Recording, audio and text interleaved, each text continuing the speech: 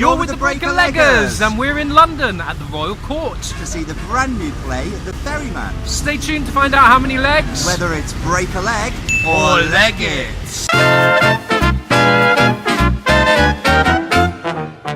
What do we know about The Ferryman?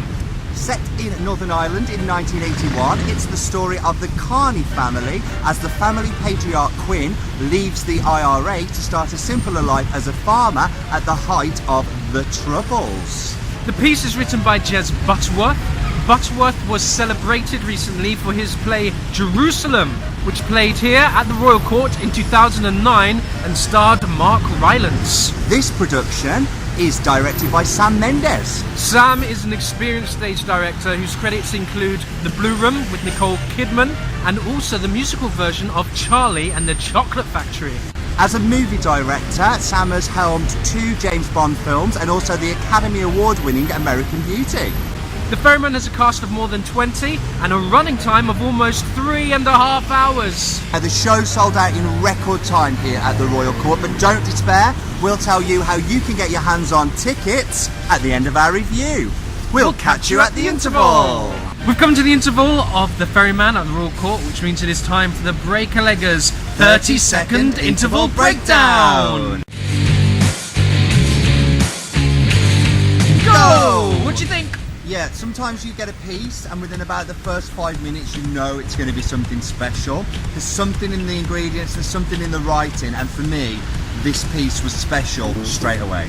Yeah, it seems already extremely layered. We don't actually know some of the relationships. You know there's an undercurrent, something that's going to come out in the second act. We're kind of waiting, teetering on what is it going to be. So really interested to know what's going to happen. All the elements are there. It's setting itself up for a great second act. We'll catch you later.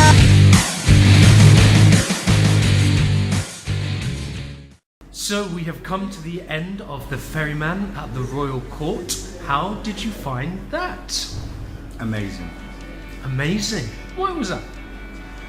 Fantastic script, wonderful directorialship by Sam Mendes, the pacing of the text and his interpretation of the text felt masterly, and I just thought I have never seen such a strong full company before. Usually in casts you get a few, you know, you might get a really good cast, but there might be one person that stands out as maybe not being quite to the level of everyone else. In this piece, everyone was perfectly cast and perfectly capable, and just an absolute exquisite, wonderful dynamic between them all, and a joy to watch. Yeah, I've got to say, as we're talking about the cast, I think quite a lot of what works with this is just the array of characters, and across all different ages, right down to a wee little baby who must have been months old, to the children who are also fantastic, also to teenagers, the parents, and then you have a beautiful array of, like, across the generations, kind of uncles and aunts and grandmothers who are like much older. So in terms of the writing, the layers for each character are great, and as well as kids, they had animals, which is usually a no-no, but it all works so well to kind of really play at your heartstrings and get a wide variety of dynamics. The adage is never work with children or animals, and this one just throws that rule right out of the window. Yes, usually we say don't work with children and animals, but they do both of that in this, and it works to great effect. Some great underscoring in this, which is of note as well. Some beautiful musical touches, really adding to the tension. The power of music can absolutely be transformative to a piece, and this is clearly a director that appreciates that as a medium and as a way to convey threat, emotion, and uses that to the fullest. Nick Powell on the composition has done a really great job. One of the strong standout performances was the character Caitlin, who was played by Laura Donnelly. Yeah, she stood out a mile. I mean, why did she stand out to you? I mean, they were all fantastic, but for her, her character is written so much as that she does have to undergo a real gauntlet of emotion, from kind of fun-loving, carefree, really upbeat and happy, right through to gut-wrenching despair. It's a real gauntlet of a performance for her. Strength of the writing, but certainly great performance, and I wouldn't be surprised if this got her performance got a little Olivier nod next year. Yeah, it was a really, really, really strong performance. I mean, without spoilers alert, I guess we learned this quite early on, but her husband is kind of like been missing for 10 years, so she's been living with the uncertainty of that while also bringing up her son, while living in a family of her husband's brother, and the kind of unrequited love between him. So I mean, we're talking layers upon layers upon layers, really nicely and delivered with great panache. Yes. I've got to be frank, I've not really enjoyed Sam Mendes' screen work recently. I thought both of his James Bond films were lacklustre at best, but it's nice to see him. I think he knows what he's doing on the stage, and I almost feel that he's better suited to the stage.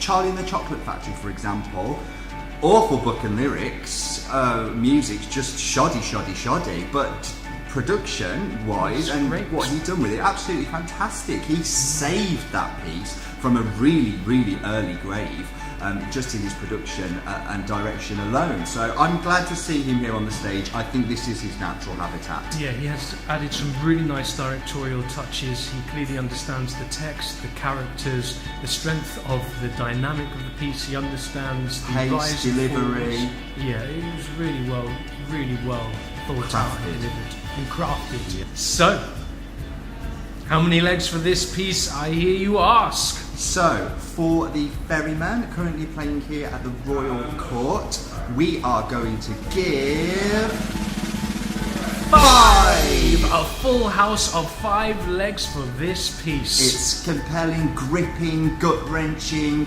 I felt fear, I felt humour. It's got it all, it really, really has. If you manage to catch it here at the Royal Court, you can't. It's sold out. It's sold out, guys. So, which is a shame, because this is a piece that really should get more life. Yeah, you need to see. But wait, there's hope yet. Before this piece had even opened here at the Royal Court, they announced a transfer. Yay! Yay! So there is an opportunity for you guys to catch it. It's going to be running at the Gielgud Theatre. Curious Incident's Dog in the Night Time is currently there. That's going out, and this is coming in. And you can pick up tickets, I believe, from the end of July. So do not miss this one. We would really recommend it. Fantastic writing, fantastic performances. It will have you gripped. It is a gripping story. There's so much tension. Because it's based in Ireland on the IRA, there's always that underlying threat, and it's always there on the edge. Is it going to come? Isn't it? Well, you'll have to wait and see. Yes. Grab your tickets, get yourself down to the Gielgud. You've got no excuses. There are tickets available now. We're the Breaker-Leggers, and we'll catch you again soon. Bye! Right through to gut-wrenching despair and everything in between. The cloakroom is about to close. Please collect any remaining items. Thank you!